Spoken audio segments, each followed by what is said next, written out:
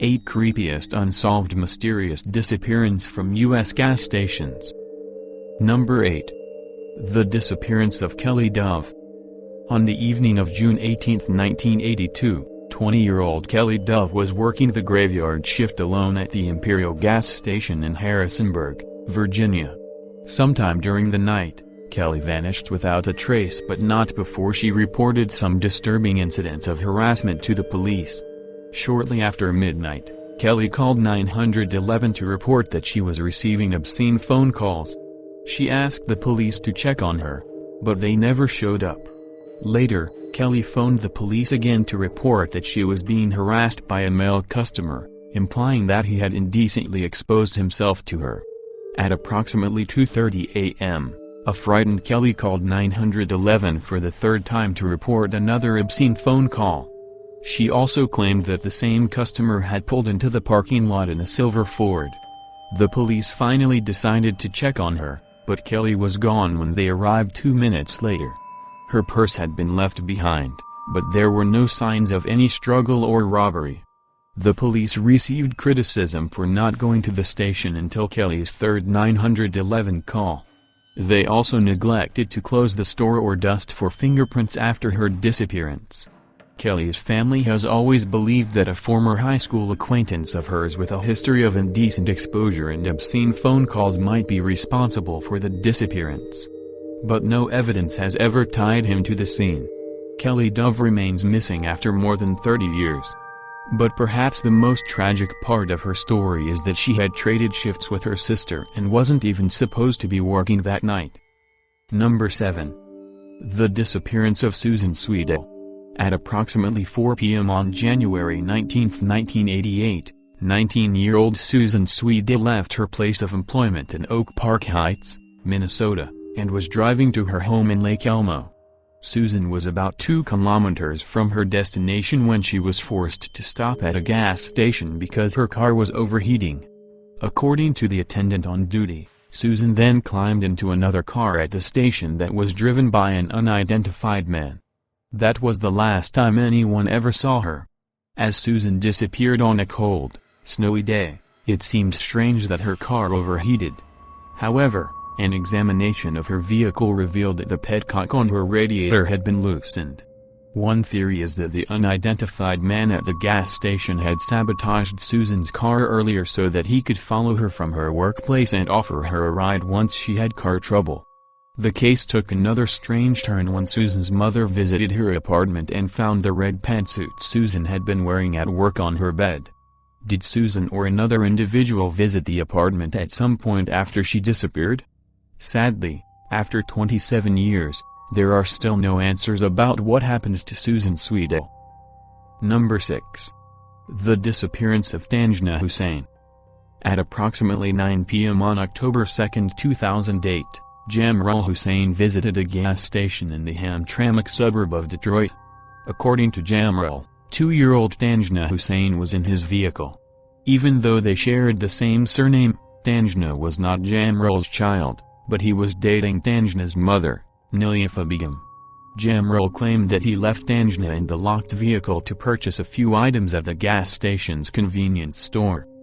When he returned to his car a few minutes later, Tangena was gone. Even though there were surveillance cameras at the station, Cheryl's car just happened to be parked out of camera range, so there was no way to verify what had happened to Tangena. It wasn't long before suspicion started to fall upon Cheryl.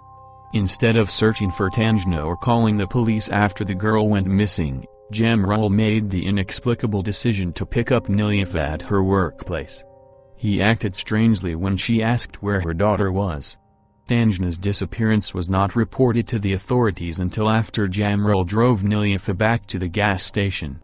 After the case received media coverage, the story took a bizarre turn when a 15-year-old girl came forward to claim that Cheryl had kidnapped and raped her earlier that same year.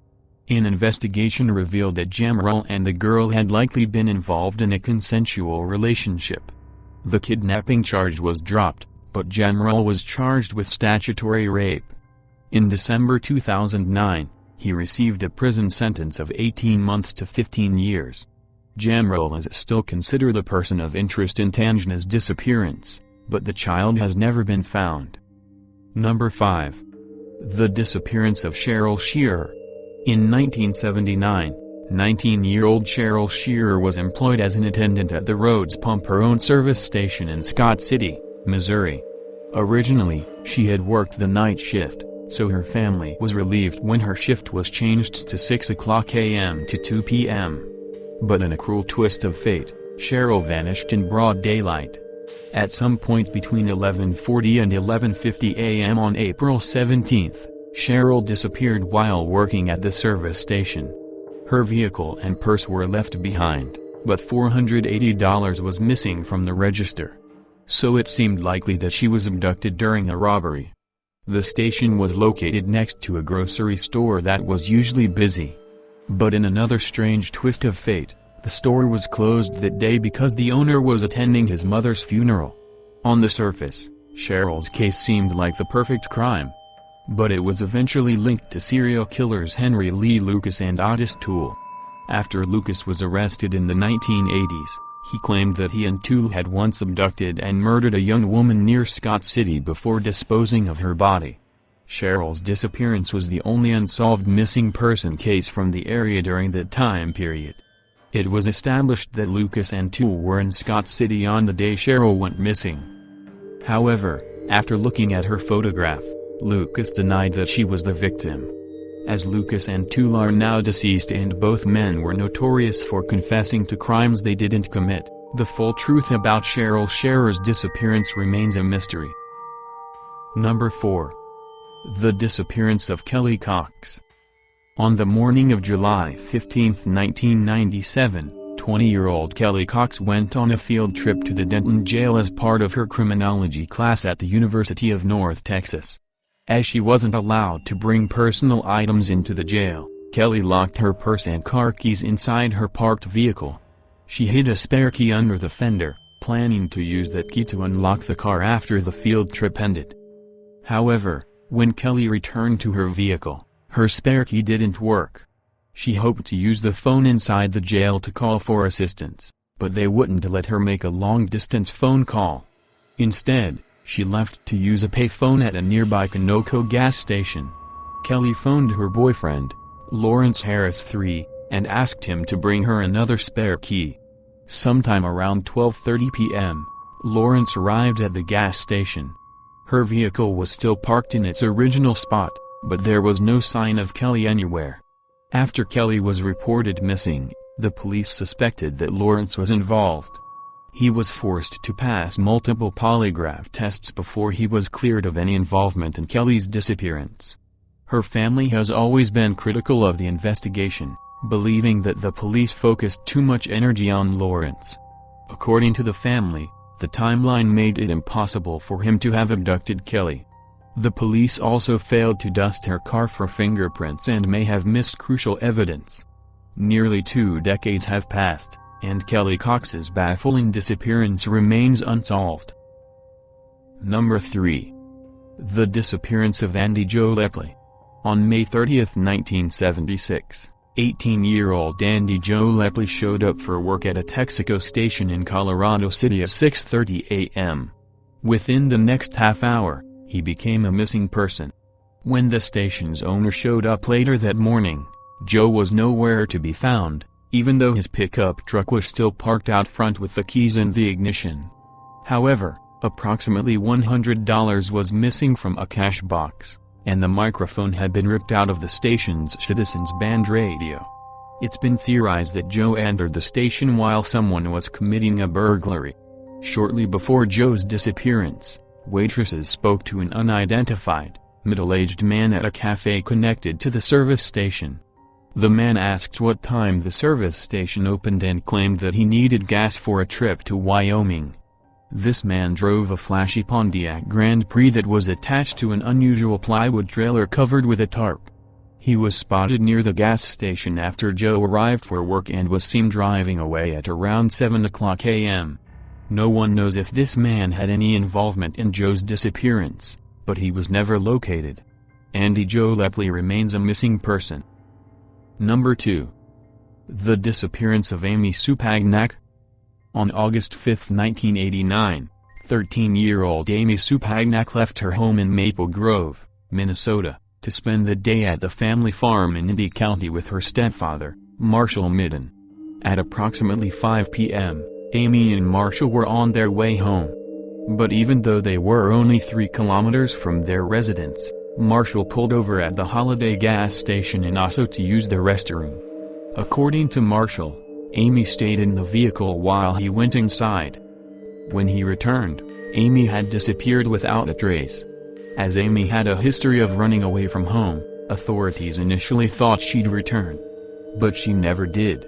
Amy also had a history of seizures, so there was speculation that she might have suffered a seizure, causing her to become disoriented and wander off while her stepfather was in the restroom.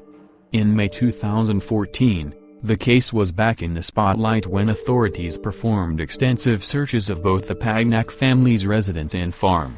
Although police didn't disclose what compelled them to perform the search or what they were looking for, nothing of interest was found. Amy Sue Pagnac's strange disappearance remains unsolved. Number 1. The disappearance of Jessica Heeringa. On April 26, 2013, 25-year-old Jessica Heeringa was working the evening shift alone at the ExxonMobil gas station in Norton Shores, Michigan. The last confirmed sighting of her occurred at 10:55 p.m. when a female customer purchased a lighter at the station. Approximately 15 minutes later, another customer arrived and discovered that the station was unattended. Sometime during this brief window, Jessica had mysteriously disappeared. All of her personal items were left behind, and there were no signs of any struggle or robbery. But there was a small drop of blood outside the rear door. In a bizarre turn of events, one of the biggest leads came from the gas station's manager and the manager's husband, who were traveling through the area on their motorcycles at around 11 p.m. They claimed to have seen a silver minivan parking near the gas station and noticed an unidentified man opening and closing the van's rear door before driving away. As the manager didn't see anything suspicious, she never went into the station to check on Jessica. Surveillance cameras from nearby businesses confirmed the existence of this van driving through the area at that time. One possible suspect is a convicted rapist named Brad Mason, who was living in a halfway house only a few kilometers from the gas station. He had no confirmed alibi on the night of Jessica's disappearance. In February 2014, police showed up at Mason's apartment to arrest him for the abduction and rape of another woman. Mason responded by pulling out a toy gun and was shot dead in an apparent case of suicide by cop. If Mason had any knowledge about the disappearance of Jessica Heeringa, he took that information to his grave. If you enjoy video, please subscribe my channel. Thanks for watching.